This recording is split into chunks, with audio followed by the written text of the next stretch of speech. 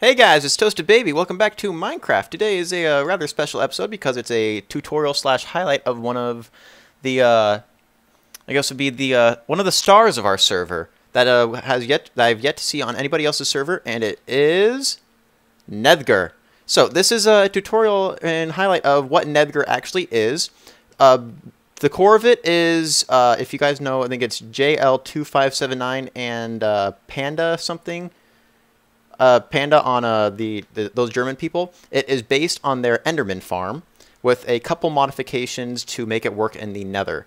So they are pretty much owners of the original design of the spawning pads, and other than that, it is completely, or not completely, but unique to the server because no one else has made it as far as I know, or anything might have made something like it, but not this. So I'm just here to show you what it is and why it works. If you guys know, this is a survival server, and the way that we get all the mobs to spawn in there was we built this because we want to make it a wither farm. So we built it intersecting the Nether fortress, and I'll go into details about the spawning, well, a little bit of the spawning, what I know about it later.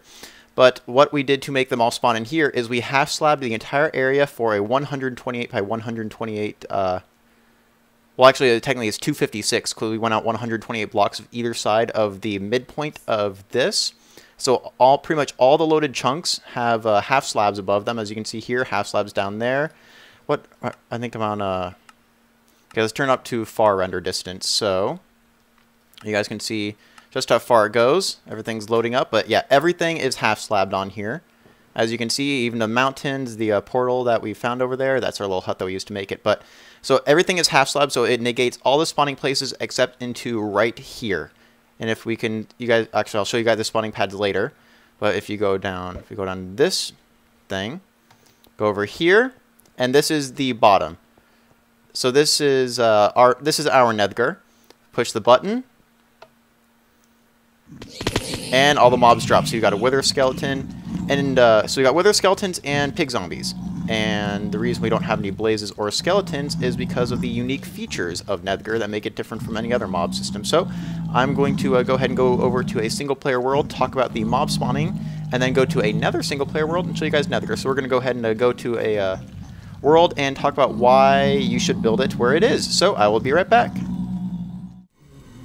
Alright guys, welcome to the single player world. Right now we are standing in a nether fortress, and as you can see right now, it is a very well generated nether fortress. You can see a lot of it over there.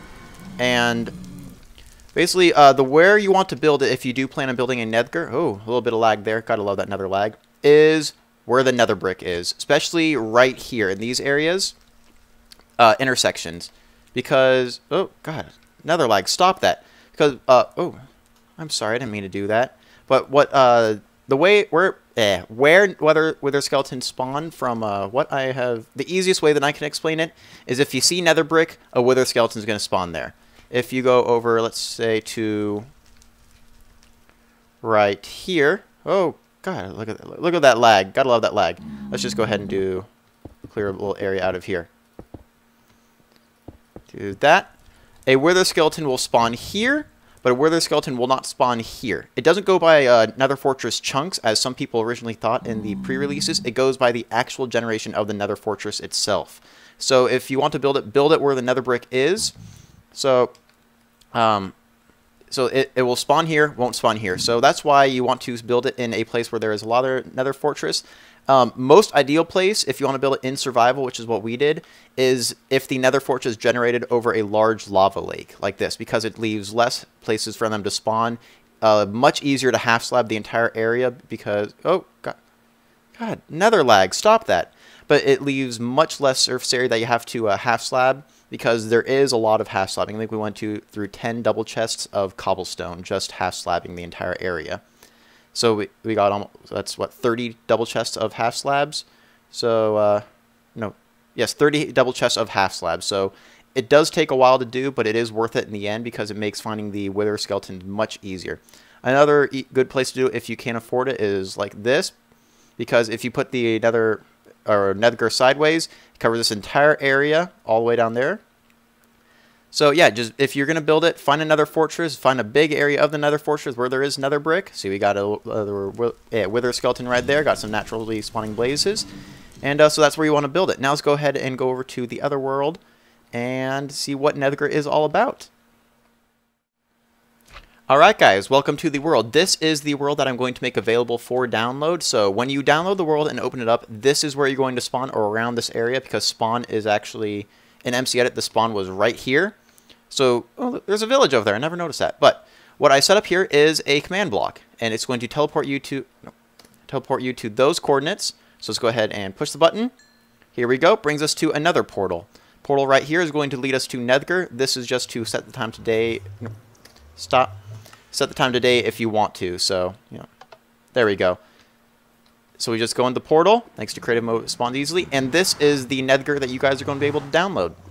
It is just the base model. Doesn't include any of the features that ours has, like the double block swapper over here, the auto dropper, the backstage access, and it doesn't have the moving floor. But this is the Nedgar in a nutshell, in the most basic form, and this is all you guys need if you want to build it. So let's just go ahead and start from the bottom and work our way up. This is the landing pad. It is a 23 block, well technically it's 23 and a half because these are, you guys can see, half slabs.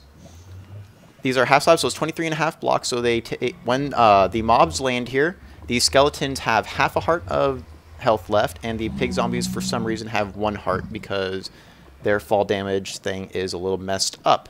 But so they are pretty much a 1 or 2 hit kill just punching them. But with the amount of gold swords that you get from them, you can just pick those up and use those to kill them, so they're still a 1-hit kill. In our Nedgar, we've had it, after the remodel, we've had it active for I think about 4 days. And we have almost 16 double chests full of gold swords that have not been used to kill them. That's not including the ones that we've been using. We almost have 8 double chests full of dirty meat. So this is the base. Let's work our way up with what makes Nedgar Nedgar. After you push... Get out of there. After you push the button down here, it sends a current up this redstone wire, up the glowstone ladder to just a compact repeater just to get the signal going again, and goes up to here. This is the first branch off for it. When the signal reaches this point, it goes into, let's go ahead and get rid of this. It goes into this RS NOR latch and deactivates the pistons here. And these pistons, they're on both sides, is double stacked. These are the crusher part. This is the crusher area of the filter. And if we go down a little bit and look up, you can see there's lava here. That is a lava blade. Let's go ahead and just... Okay, let's go ahead and just get rid of this and just show you what the lava blade is. If we go up here, these pistons pull back and then the lava blade opens. That activates a timer, which I have set up on a 12 repeater delay, so that's 4 or 5 second delay that the pistons are pulled back and open. After this RS NOR latch is activated, the signal continues up the glowstone ladder in here and then goes into the area right here. Break this open. We can see that this activates or deactivates. Okay, let's turn that off. Deactivates these pistons. These pistons are connected to the catcher area, which is why we have the vines here, because these vines reset the fall damage from all the mobs spawning up there. The mobs gather here. You can see we have the blazes, we have regular skeletons in the back, we have the wither skeletons, and we have pigmen. The way the Nedgar works is that when this opens, this blocker is already open as well. The pigmen and the wither skeletons fall through, gaining momentum with their fall, and then gaining velocity as they fall through. Their momentum will carry them through the lava, and since they are natural wither mobs, they don't take any damage from the lava. This lava also resets their fall height. So from here down to the bottom is 23 blocks. It resets their fall height, so when they hit the bottom, they take a certain amount of damage. Now, the way that this works is regular skeletons, which are not natural not natural nether mobs, are not immune to lava. So when they fall through the lava, they still have momentum, and they continue falling, but they're also on fire. So by the time they reach the bottom, they have taken fire damage on top of fall damage that they take, and they die. So you don't have to worry about when they land there that skeletons are going to be shooting you when you try to kill the pigmen and wither skeletons. So regular skeletons are taken care of. Now the blazes. Blazes, if you guys know, let's go ahead and actually show you. It's a blaze. Blazes, actually let's get blazes and, no, not pig, let's get, where's pig zombie? Zomble pigman, okay. Zomble pigman, you spawn it, falls all the way down and dies, just like that. Blazes are like chickens. You spawn them, they slowly float down. just like that. So you see the blaze falling, doesn't gain momentum from velocity, and that is how we get rid of the blazes. When they fall down, they fall slowly. All the pigmen and skeletons fall past them, going through here. By the time they get down to here, they don't have any momentum, so they just float right on top of the lava, just like chickens on water. So they just float right up here. After that timer is done with the RS Norlatch over there, these doors close and start crushing them. So that is how we get rid of the blazes, so you don't have to worry about blazes shooting fireballs at you down at the bottom. So it has a blaze and skeleton filter, crushes them to death, so you can get rid of them, don't have to worry about them. And then pigmen and wither skeletons just fall down and go down to the bottom. So let's go ahead and put the redstone back here. There we go. So you saw the pigmen that were in here. You can hear them dying. Let's go ahead and just let them die a little bit more. Okay, they're gone. Now if we open it back up, we can see that the pigmen are gone. So it crushes them and gets rid of them, and then that leaves more room for more mobs to spawn because it doesn't have just mobs idling around everywhere. So when we go up here, this is the catch area. So we've got a lot of mobs in there, and that is thanks to these spawning pads. Now, for those of you who actually watch my Toasted Plays Minecraft series, you saw that on Edgar, which is our original Enderman farm, and what this namesake is named after, except for the Nether version. JL and Panda's design had a little bug in it where if you had repeater, well, it had a repeater, redstone, repeater, redstone, like that. And for some reason, everything that didn't have the redstone was turning into that didn't have a repeater was turning into a bud switch, and just pushing the blocks out and blocking the spawning pads. So we were getting about half the spawn rate that we should have been. So it goes all the way up to the top. You don't want to build it past 128 blocks, which is actually you can't, because that's the roof height of the Nether, because mobs do not spawn outside of 128 blocks from you. So go down here. Got a lot of mobs in there, all angry at me because I killed their friend, even though he asked me for it. Legitimate. Okay, we go down here. So that's how Nethgar works. It has a lava blade filter to get rid of the skeletons and blazes, and then a crusher to kill them to make room for more mob spawns. A fall damage reset up there, fall damage reset with the lava, and then 23 blocks down it has the actual fall point where you kill them. Let's go ahead and push the button and see what we get. There we go. These are all mobs that you get. Go ahead and punch them. The way that I'm doing this in my survival server is I put a beacon down on top, or I will put a beacon down in the next episode on one of the pyramids that I built in here, and that is going to be strength and regeneration, because if we do, okay, we do it here, game mode 0.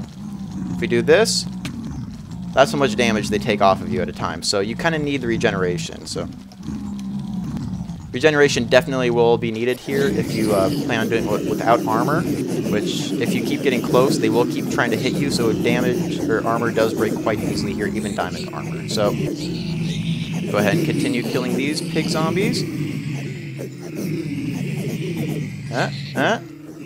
One, and last one. So as you can see, there is coal down there from the wither skeleton, and then arrows from a regular skeleton. And we didn't see regular skeletons because he died. That arrow's right there. Let's see what we get.